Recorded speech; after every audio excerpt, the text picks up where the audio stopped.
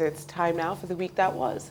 Let's take a look at the top stories that made headlines around the globe this week. And before we get up to that, let's quickly touch actually on the presidential and legislative elections taking place in Ghana today, where a debt crisis and a high living cost means the economy is upmost in the mind of many voters. The West African nation is guaranteed a new president as Nana Akufo-Addo steps down after reaching the official limit of 2 terms in office. But he would be replaced with a familiar face if President John Mahama, the former President John Mahama, succeeds in his comeback attempt for the NDC party. And his main challenger is expected to be the Vice President, Mamadou Bawumia, who will become the country's first Muslim leader if he wins for the governing NPP party. Are we expecting a comeback for ex-president in Ghana, or do you believe that the vice president has been able to separate his legacy enough from Nana Akufo-Addo, who has been quite unpopular in Ghana in recent times? Obviously, you know, the post-COVID inflation, the post-COVID economic crisis that has affected all countries around the world has seen that most parties in power, whether it's in the West or in Africa, has lost voter share. Even in Nigeria, the APC lost voter share, you know, but they were still able to win elections because we had a divided opposition. But the opposition was able to win more votes. And it's a trend that we're seeing across the continent. And so we might see a comeback of a former president. It might be another Trump-like a situation going on in Ghana. Well, I mean, it will be interesting today, you know, in Ghana. And of course, we can't wait for Tokunboh Yetuji to do the type of good job that he's known for. It could go either way. There were 2 important polls, you know, at the twilight of the campaign, which ended on Thursday, one giving it to the sitting vice president, Mamadou Bawumia, and the other one giving it to former president who happened to, you know, to have been the vice president at some point, you know, himself, John Dramani, you know, Mahama, giving about 51% of the likely vote. So for me, even though there are 13 presidential candidates, you know, for today's election, one is deceased, by the way. It is the gentleman, I think it's between 2 people, basically. You know, when the 18 million voters in Ghana will go to the polls today, it will either be that they are thumb printing for the party and the candidate in number 1, listed in number 1 or number 8. The vice president being on the number 1, you know, of the list of the ballot, and Mahama on number 8. Either of them will become the next president. But of course, we know what it means if the vice president wins today for MPP. What it simply means is that not only will Ghana be having its first Muslim president, you know, it also means that since 1992, the ruling party will be having a kind of a 3rd term, you know, the same party after Nana Akufo-Addo's 2 terms. But of course, if they do not win and it is Mahama that wins, it simply means that we have the man who is quite very popular in Nigeria too, by the way, returning to power. And it stands at an advantage given the points that you made about the unpopularity of the outgoing president and the policies that Ghanaians are complaining about in the areas of inflation, in the areas of health, education. Many of them you can trace to post-COVID, many you can trace to the Russia-Ukraine war. So that provided a solid plank for Mahama to campaign. And it looks to me like maybe it wouldn't be the kind of a toss that we thought it was between Trump and Kamala at that time. But of course, you know, the polls are saying that it could go either way. But I think that maybe, just maybe, we might have the former president returning for the only one more term that he's entitled to. And hopefully, if that happens, then Ghana will be the better for it. Because when things look this tough, people just basically generally desire some change. And I think that John Dramani Mahama is up to the task. All right, we proceed. The Economic and Financial Crimes Commission this week said this week that it has recovered an estate in the Lokogoma district of Abuja, Nigeria's capital, measuring more than 150,000 square meters and containing 753 units of duplexes and other apartments. In a statement, EFCC described this as the single largest asset recovery since its inception in 2003.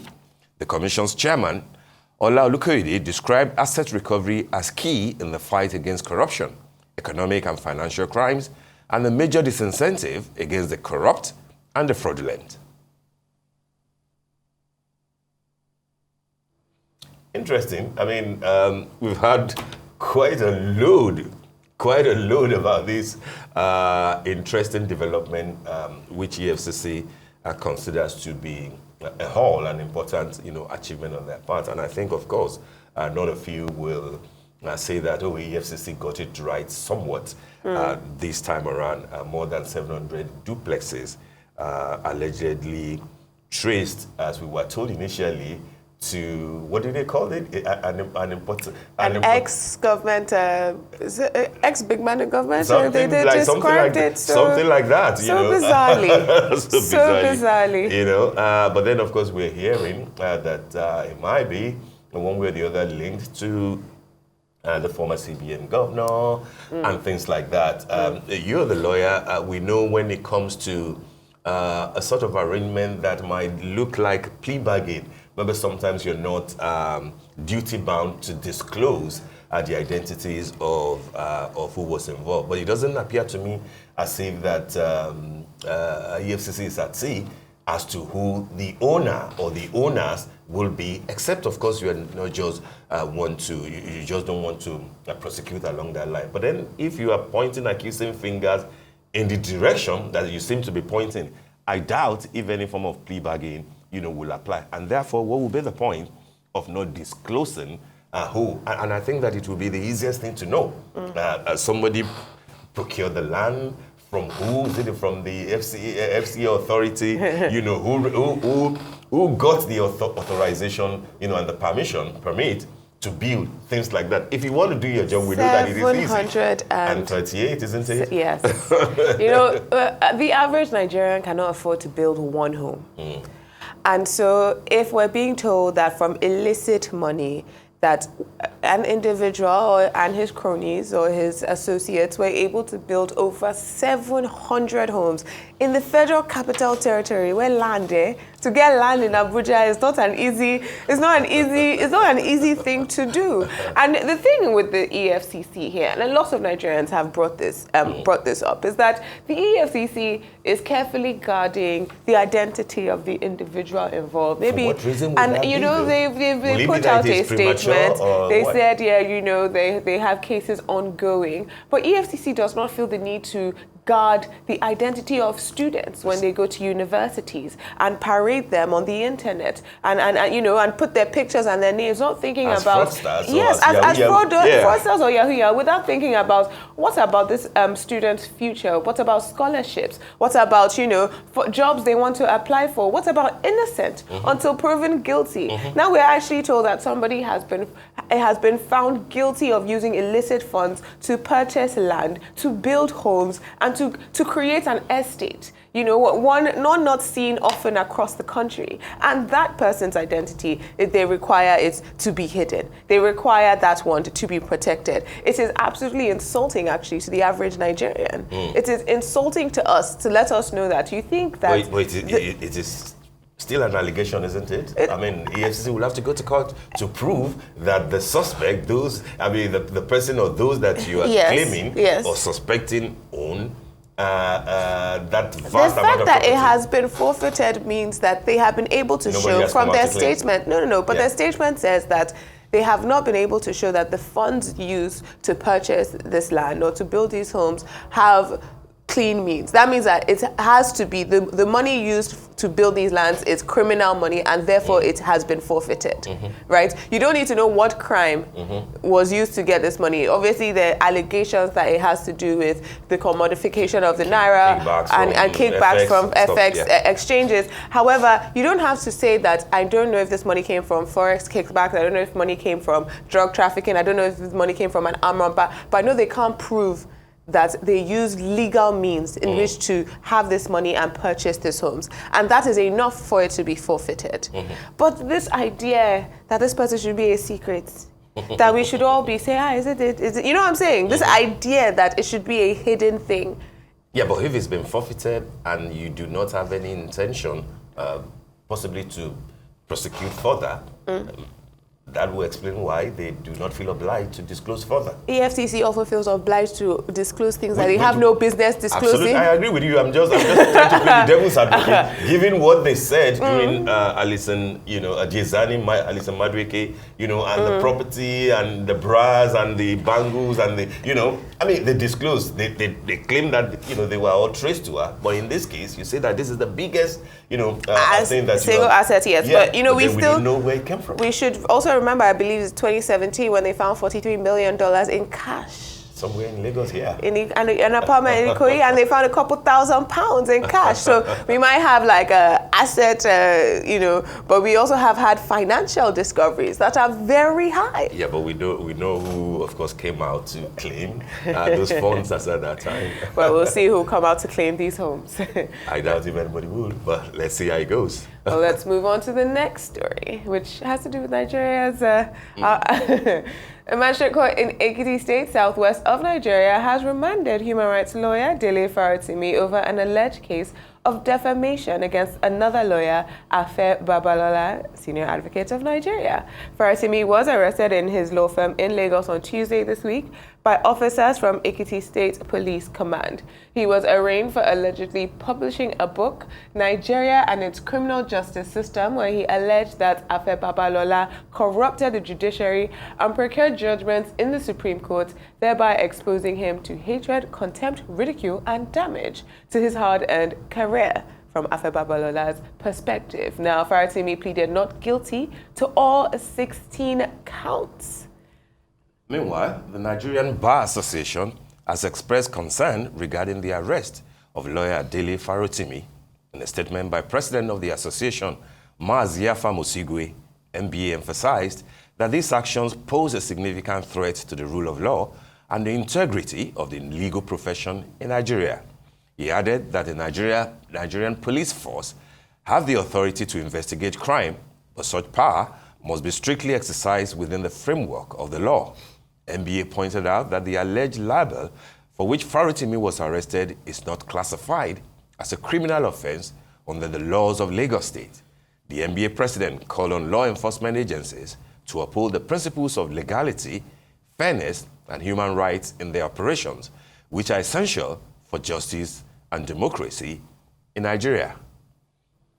All right, so two interesting angles to a very important matter that has rocked the media space, I believe since Tuesday, when Mr. Dele Farotimi was picked up in Lagos from his office and ferried to Ekiti,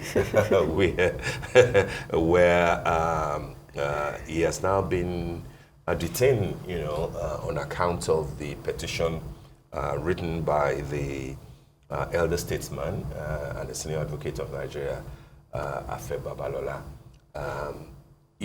If you look at this issue on the surface, you see what you choose to see.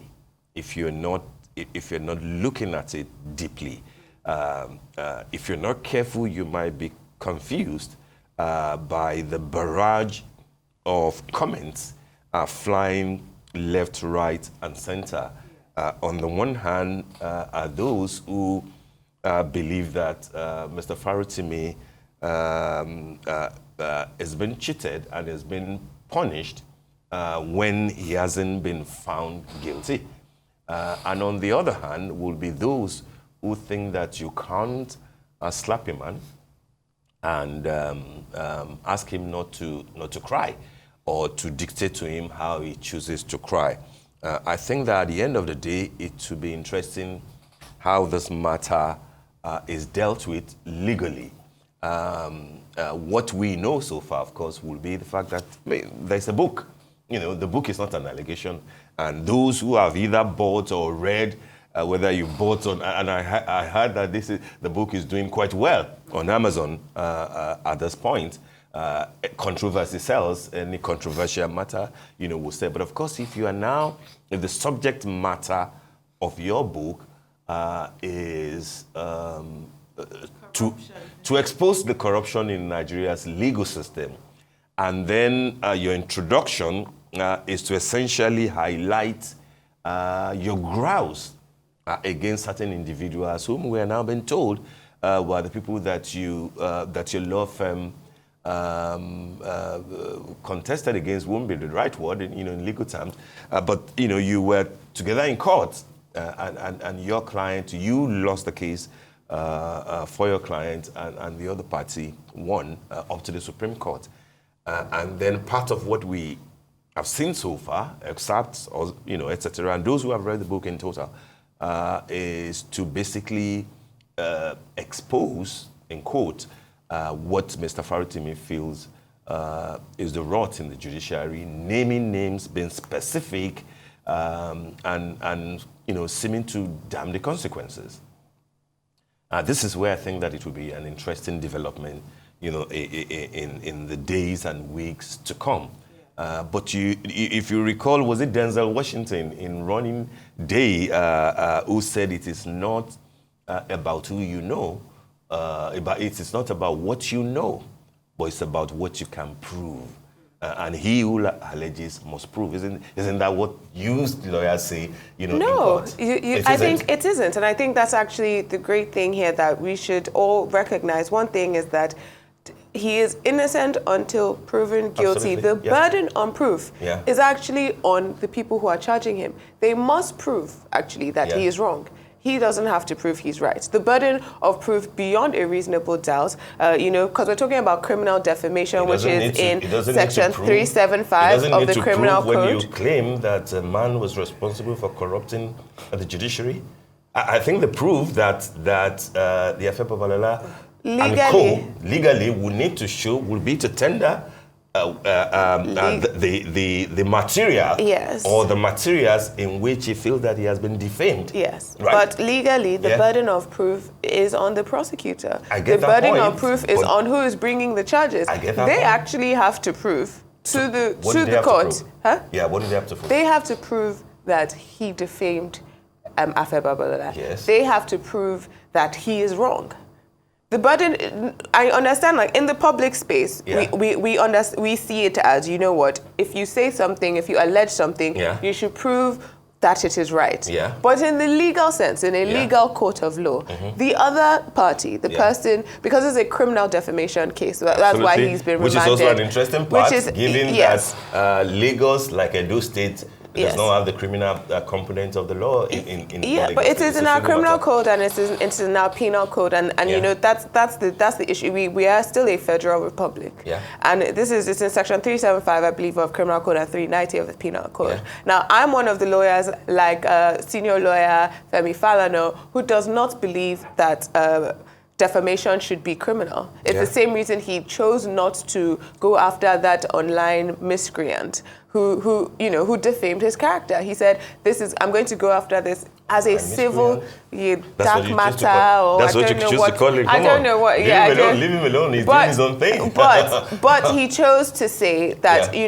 instead of going the criminal route, I will go the civil route. That's a personal choice. Yes, it is. But I'm just saying that I'm one of the lawyers who do not believe that defamation should be, a criminal defamation, and beyond the 16 counts that Dele Farotimi is facing. I believe they have added a cyber crimes count in the last 24 hours. Yes, the police have. The police have added it is that. likely that there are a few other people whose names are mentioned in that book who might my petition, especially now that people like Sayen himself, might want a petition. Yes, I wouldn't look at this lightly. And I get your point, using legalese to say that it is actually the other side, not Dele Farotimi, who will have to prove that they have been defamed or that their reputation, has been destroyed by what he published. But of course, that's precisely the reason why he wrote the petition, isn't it? In the first place, and then we will have to see what, for me, the interest is let jurisprudence be enriched, in all these. And then if it now turns out that one party, legally speaking, from the court of law in Nigeria, is found wanting, I hope that the recourse will not be that, we told you that the judiciary is corrupt anyway, and therefore this is why, we will have to sit it out and see what's going on. The other interesting part to me is how people have now needlessly politicized it. Making it look like tribal or obedient. Well, they can't be tribal. I mean, they're both Yoruba, they're both lawyers.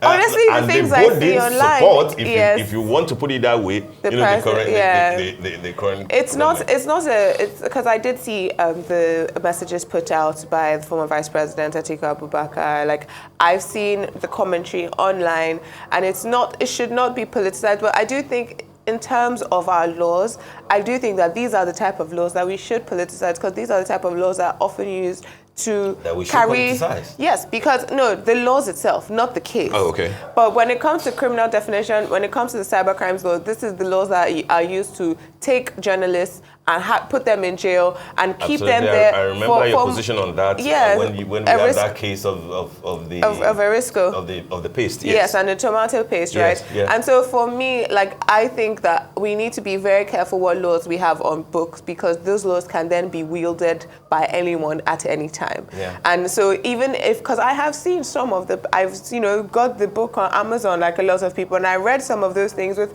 my mouth ajar. I can't believe this was published. I thought they were surprisingly, they are witty in a way that you will think, what will be the point? Is it just to put these allegations out, which you claim is your truth, or there's something? But I think we have to go on a break. Briefly, let's take a breather.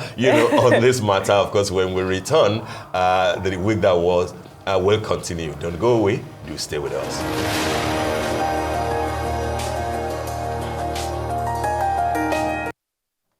Well, welcome back to the morning show here on Arise News. There were conflicting signals from the Senate this week over the tax reform bills recently submitted before it by President Bola Tinubu. First were reports that the upper chamber of the National Assembly had succumbed to pressure to suspend any further legislative action on the contentious bills. Now, the Senate consequently set up a 10-man committee to meet with the Attorney General and the Minister of Justice on ways to resolve an outstanding issues on the bill. Arise correspondent Omar Bazwaye filled this report. Senate returns to plenary on Wednesday, still weighed down by the controversies the proposed tax reform bills have in the last few weeks generated across the country. You can use the gavel, and I will use my voice. The strongest pushback to the tax bills has come from the North, with Senator Aline Dume from Borno State leading the pack in the Senate. Outside of the Senate, powerful voices like the Governors Forum and the National Economic Council have picked holes in the bills, applying pressure for them to be withdrawn for wider consultations. On Wednesday, Senate, in a complete U-turn from its previous tough stance on the matter last week, when it passed the bill for second reading, caved in to the pressure and suspends further action on the tax bills. We extended our view to the executive arm of government, and it was agreed that there should be a forum to sit down to look at the areas that are creating disagreements in order to resolve them, so that the entire country will remain united. United in our effort to solve our problems.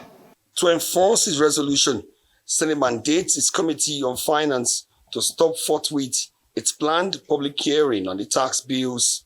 It's on this note that the Committee on Finance that the bills have been referred to should halt action on public hearing and other issues until we resolve these issues. It then set up a 10-man committee with Senate Minority Leader Abba Moro as chairman to liaise with the Attorney General and Minister of Justice to eliminate the contentious clauses in the tax bills. There should be a forum that will sit with the Attorney General of the Federation so that we can sit and look at all the areas of disagreement and resolve them. Resolve them for the interest of this nation.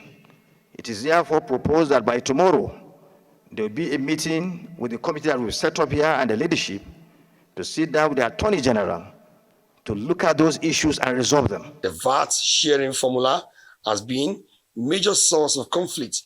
The other stumbling block to the tax bill has been alleged hidden agenda, especially in the timing and the haste with which the tax bills have been pushed through.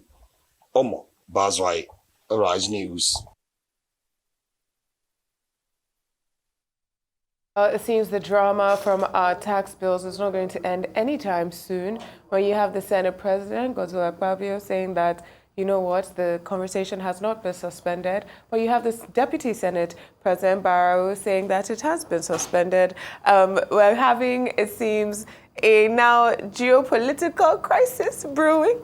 We had the 10-man committee set up, and I believe that originally the chief whip, Mongonu, was part of it, Senator Mongonu, but now he has been removed from the 10-man committee. Now, Mongonu is also from Borno State, where the vice president is from. The vice president chaired the NEC meeting where they announced that he should be stepped down. The leader of, I would say, the leading voice out of the Senate asking for the bill to be stepped down is another Borno State Governor, Senator Ali Ndume, who also famously was against CBN office in Lagos, moving some of their staff to Lagos, and also famously, you know, and then we had Dele come out and say that he does not understand why anyone from Borno would be against the tax bill, because he believes that their allocation will increase about 500% or something. I don't know if that's the exact calculation, but he did say that the tax reforms would actually mean a higher allocation for Borno State than they are seeing now. And so he was asking why. Why would the politicians from Borno State or the people of Borno State be against a bill that might increase their allocation at the end of the month? But I think we have a Trojan horse in this bill that a lot of people are being quiet about. And that is the power of the NRS. Yeah. Well, that's the point. We have a guest coming, Mr. Merua, you know, Ademi, who will look closely into these things and deal with the specifics. But of course, I know that if Taiwo is wondering why Borno seems unhappy with these bills, these 4 bills, I think that you should consult with the Vice President before you begin to talk of Senator Mungunu or even the Governor of Borno State. I think Borno is just championing what appears to be a concerted kind of effort, you know, from the north, yes, to say that even if these were desirable, let us take one step at a time and let us be on the same page, you know, before we start saying, oh yeah, you know, let everybody move. I think that it would be disingenuous of anybody to just basically think that these are bad bills. I don't think they are bad bills. I don't think that people who have taken their time to look at them will say that they are bad bills. But there are a few areas where you think that, yes, the sort of engagements and the sort of consultations will need to be a lot more robust, so that it doesn't appear as if Dele is being used to push certain bills down the throat of people. Because, I mean, when things appear as if they're being rushed, you know, suspicion will grow. And I think that is part of why the Vice President the other time at NEC, you know, said that let's withdraw it, a word that the President obviously doesn't like, so that we can have more time for consultation. And I like that you're calling out things being rushed, because very soon we'll have to deal with the 2025 appropriations budget. Absolutely. Well, Right. that is all on the week that was.